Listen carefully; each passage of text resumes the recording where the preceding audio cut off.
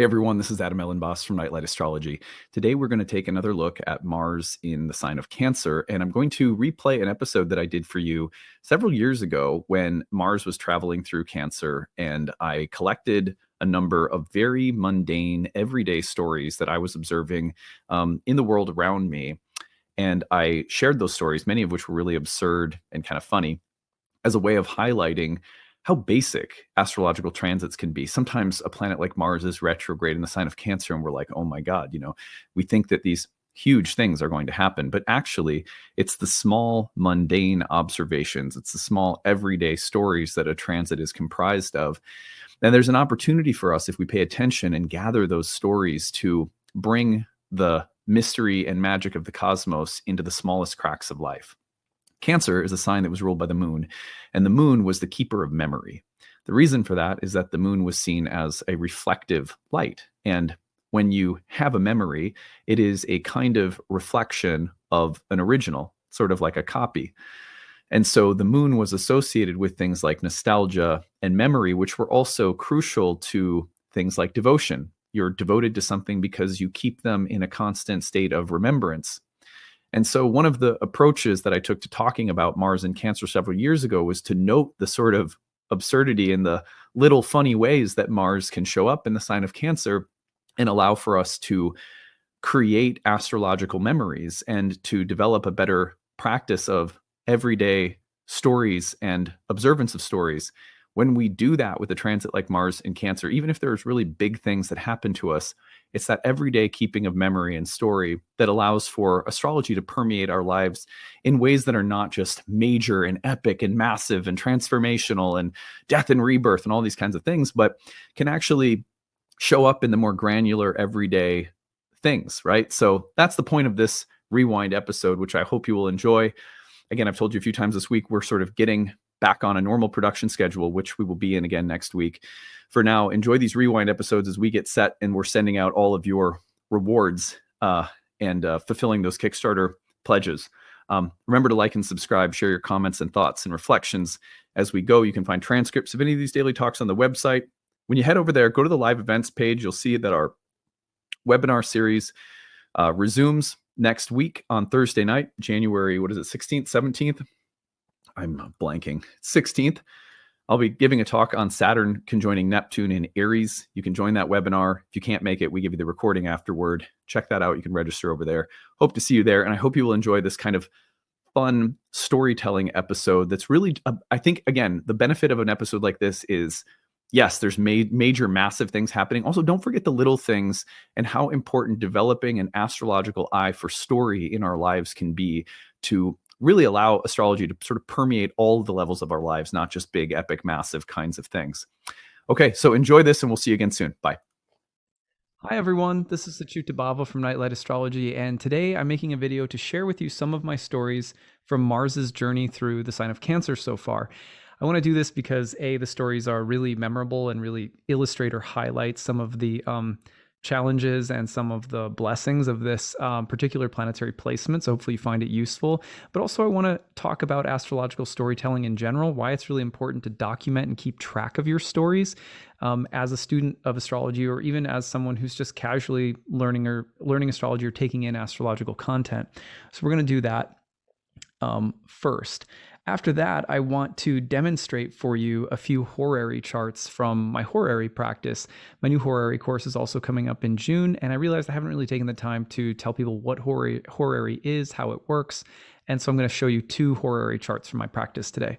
So first of all, reminder for everybody, Mars is in the sign of Cancer and has been for a while. I'm going to put this up on the real-time, I'm going to put up the real-time clock right now and just give you a glimpse at this transit. Let's see if it's going to allow me to pull this up. I'm still getting used to operating with two screens instead of one, so it's just a little tricky sometimes. Okay, here is the real-time clock. And you can see Mars in the sign of Cancer right here. And if I take this backward just a little bit, I'm not sure how that... Hold on just a second. Let's make sure that you can see this. Okay. So if I take Mars backward just a little bit, sorry guys if my sharing is a little goofy. Mars entered the sign of Cancer, about April 22nd into the 23rd, right around then. Mars is in the sign of Cancer for a while, all the way into the month of June. So you're looking at a transition for Mars out of the sign of Cancer between the 10th and the 11th. So that's a long period of time that Mars is in the sign of Cancer. Mars is in its fall in this sign, which means that there are some challenges or struggles or tensions built into Mars's relationship with the sign of Cancer. And mostly, as I've talked about already, those are Moon-Mars dynamics. Moon-Mars dynamics are difficult, primarily because you're looking at a planet or a planetary deity that represents conflict, that represents cutting and severing, and you're looking at the moon that generally represents nurturing and bonding. So, severing and cutting and nurturing and bonding have a tense relationship with one another. There's very interesting ways in which these transits these archetypes can work together. For example, when someone has to have emotional courage, or they need to be strong, but they also need to be vulnerable, or they need to be forthcoming or direct about something, but they can't steamroll someone else's feelings. Sometimes Mars in Cancer is going to be great at those things. Other times you're going to have more, difficult manifestations of the combination, say being passive aggressive or being emotionally manipulative, or the idea, almost like the image of boiling water, like a very intense emotional volatility. So psychologically, those are some of the pros and cons of that placement. And you could talk about Mars in Cancer for a couple of hours if you wanted to, show all kinds of examples of people and the different ways in which Mars in Cancer appears in people's lives.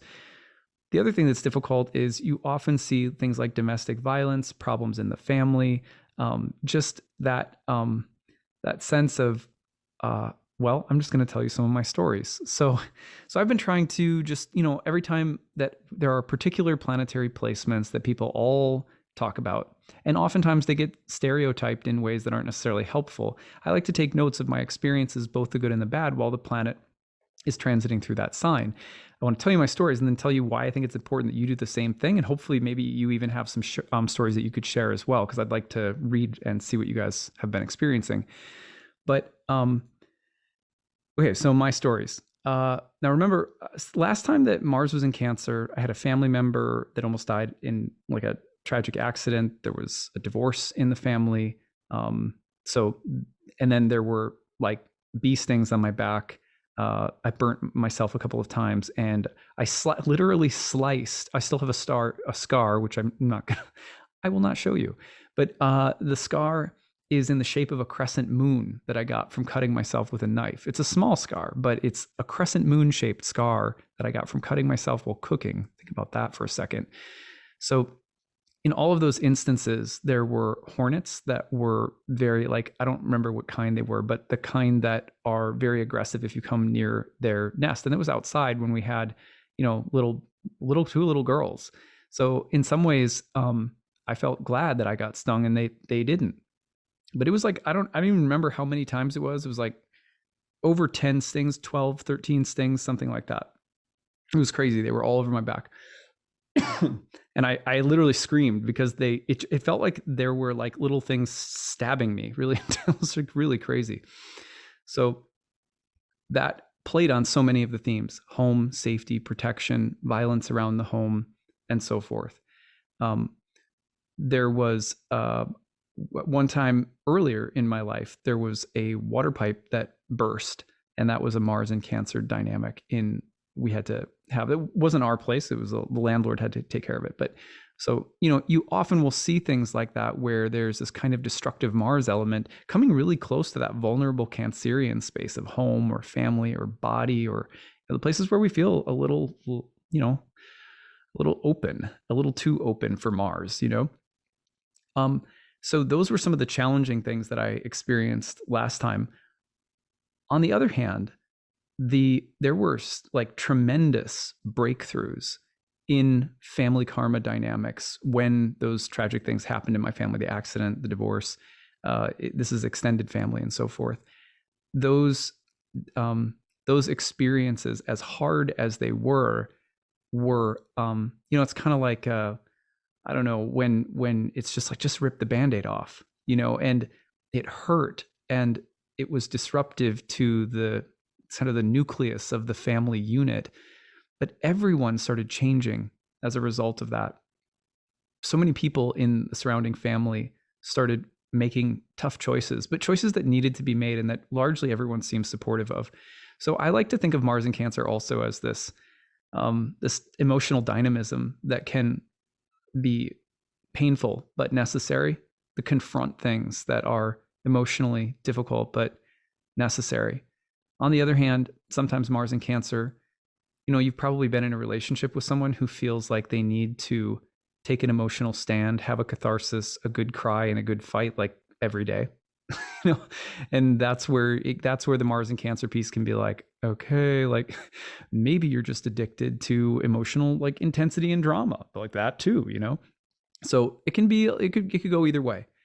Um, so recently, these are my experiences of Mars and Cancer that I've been jotting down. Um, One of them is that I have again just I have a big extended family, so extended family member that I have that found out that she's pregnant. That's exciting, but unexpectedly pregnant. Like wasn't like kind of like whoa, okay, wow. Um, and so there's some difficulty, some like that, like so a pregnancy that carries with it a little bit of drama, but good, not like bad, but not necessarily, not like the typical completely joyful. Like there's a little stress associated with it, a little worry. Okay, so par for the course, Mars and Cancer. That's a pretty good one though. That's like a really good example. It popped up pretty quickly after Mars ingressed into Cancer.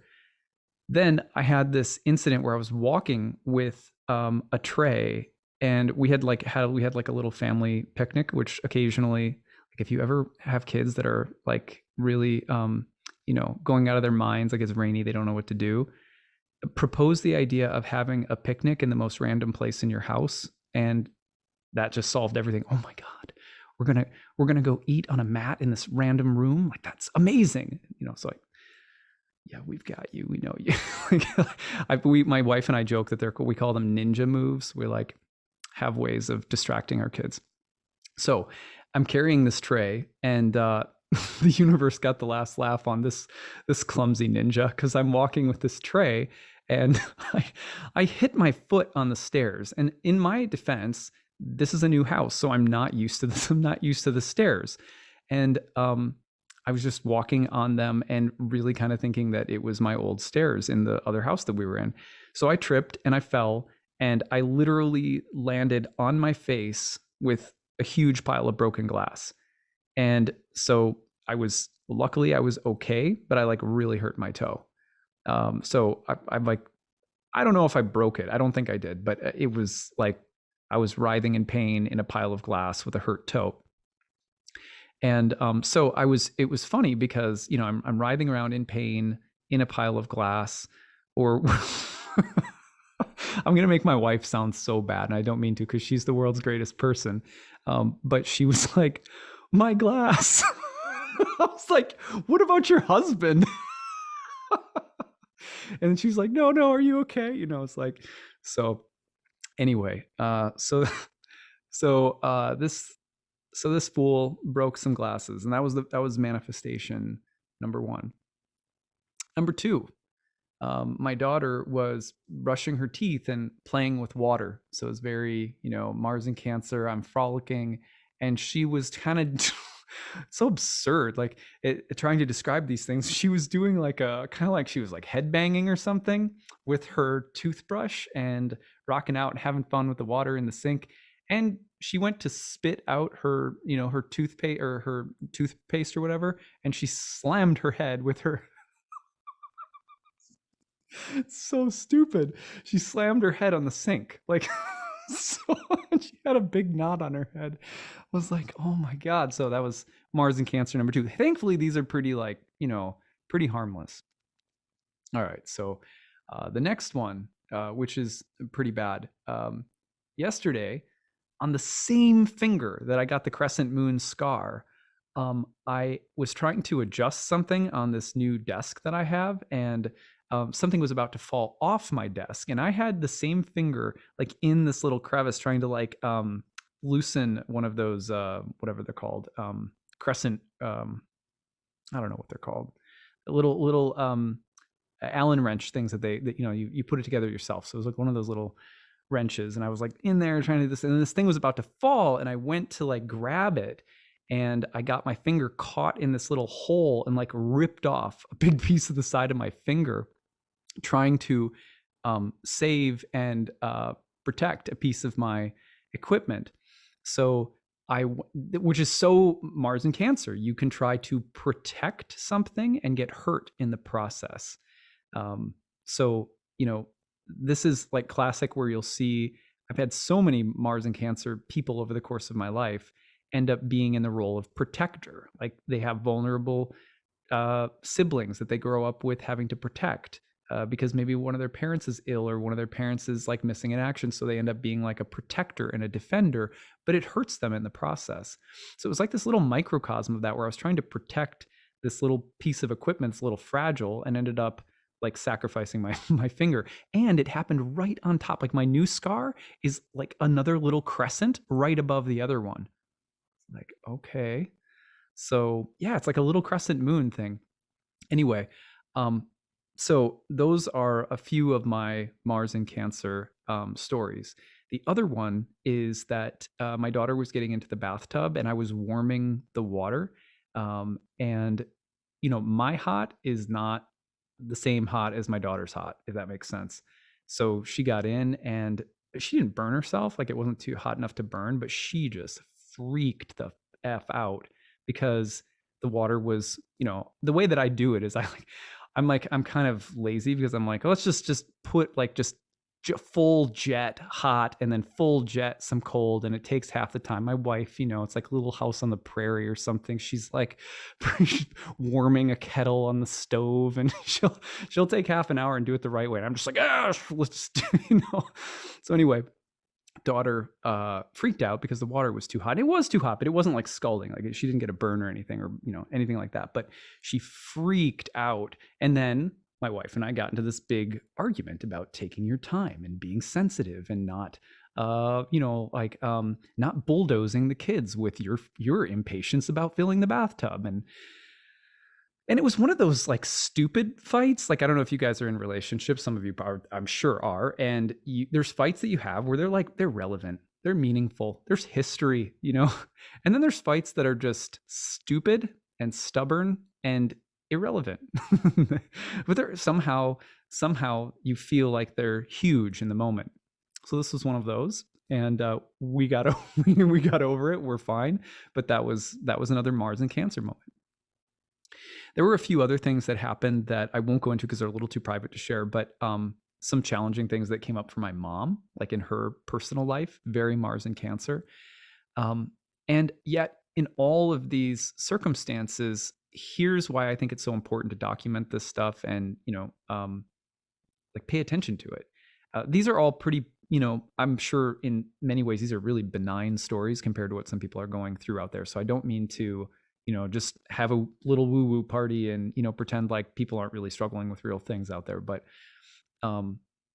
I believe that I don't want to live in a universe where cutting my finger couldn't possibly, in the little shape of a crescent moon above another little crescent moon shape, bring some kind of joy and laughter and cosmic absurdity into my life, because I just like life better with that. It's so nice for me to get out of my stubborn, principled need to win in a fight with my wife about something completely irrelevant where I really was in the wrong. I was just being impatient. And my ability to get off my need to be right little platform in that fight really came from being able to realize that I was being captured by Mars and Cancer, that the gods we are the puppets. We, as Auden said, and James Hillman liked to quote, we are lived by powers that we pretend to understand. And if I can somehow catch a glimpse of the God that is somehow seizing my consciousness, that I'm like being a channel for on some level, then I make the unconscious conscious. And no matter what is unconscious that is being made conscious, the consciousness sees it in the light of eternity in the light of God. And there's such joy in that. There's such wonder and mystery and understanding all at once. How is this even possible? That's the mystery and the awe and reverence. This is amazing. It's beautiful. The understanding, okay, I got seized. It's all there. So the reason that it's important to tell stories, even if they're like benign and kind of silly, and one of the reasons that people ask me all the time, like, why do you seem to love to tell stories? I did my MFA in creative nonfiction writing, in memoir writing, and wrote my first book as a creative nonfiction story. I like telling stories because, to me, storytelling is how we capture heaven in the mustard seed. It's usually not the big stories that are the most interesting. It's not the big update on Facebook that I'm usually most interested in. It's the simple little things that, um, they're so human, they're so timeless, and they just they somehow have a way of bringing all of those qualities, all of those archetypal numinous sort of qualities back into the center of our consciousness. And there's freedom in that. There's joy in that. There's love in that.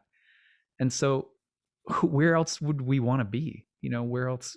So it's fun to forget too, like forgetting and remembering. It's such a dance. Like, I don't scold myself for forgetting. I'm not here like, furiously scribbling down my notes about the transits because I can't forget the divine. I don't want to be seized by the planets because they're bad. In the Bhagavad Gita, Krishna says that, from me come both remembrance and forgetfulness. And so, especially when we start yoking these observations about our lives to the need for the eternal in our hearts, then both the remembering and the forgetting become joyful. It's like when you remember, you're trying to remember the lyrics to a song. I don't remember who this was. There's someone in my life at some point that told me that, when people confuse lyrics, for the longest time, I thought this song said this.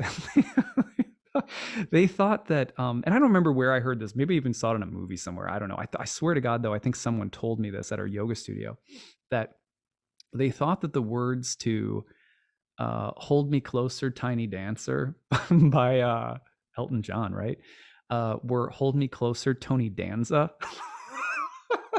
Just think about that for a second. Oh, it's so ridiculous. So, but when you realize that you've been kind of unconscious and and then you have this, it's like when you realize the correct lyrics to a song and you can laugh at the absurdity of whatever you thought it was. When you remember something, or you suddenly realize what you're doing, like what you're in the process of doing. Like sometimes if you're parenting, it's really fun to zoom out, like, just suddenly as a parent, you get a 20,000 foot view and you're like, this is crazy. I live in a crazy house full of clowns that are demonic. And, and then you just kind of, you're just released from taking it all so seriously. And then somehow the laughter and the joy comes in and a crazy chaotic situation suddenly becomes memorable and fun. So that's what remembering the archetypes do for us. That's why we need to have this practice. So the remembering and the forgetting go along together and they become a part of a dance. And you know why this is important? Because when we die, we have to remember who we are as we're dying. That's what the Buddhists tell us. That's what our good yogis tell us, that at the moment of death, if what's going on in our mind is like like a Krispy Kreme jingle or an insurance commercial, slogan or something, who knows what's rolling around in our crazy little marble town up here. But the point is that if we are in the practice of remembering the divine, the eternal, if we're always looking for or coming back to this beauty, this wonder, this awe, this recognition of the other in the gods, other souls around us, other powers that are living in and through us, then our consciousness will be ready to evolve beyond this body consciously.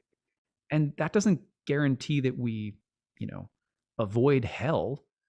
That guarantees that we continue the eternal sojourn of the soul, in the same devotional consciousness that we cultivated in this lifetime. And that takes us onward. That brings us home. right? So, at any rate, that's why I think it's important to remember these stories. That's why I like to tell them. That's why I wanted to share with you guys my Mars and Cancer stories yesterday, but I forgot. So, I'd love to hear your Mars and Cancer stories. That would be really cool. Now, I said that I was going to show you guys a couple of horary charts, and I think I'm actually going to make a separate video doing those. So I'm gonna do a separate video on the horary charts, and I will I'll put those up tomorrow along with actually. So what I'm going to do for you guys tomorrow is I am going to tell you about a couple of horary charts, and then I'm going to show you a chart about predicting how I predicted that someone would fall in love with someone in another country or from another country, how I saw that and how it ended up being right, because it's kind of a fun chart and easy predictive technique that you can immediately use. So we'll do that tomorrow instead of trying to jam it all into one. So I hope you like the Mars and Cancer stories today.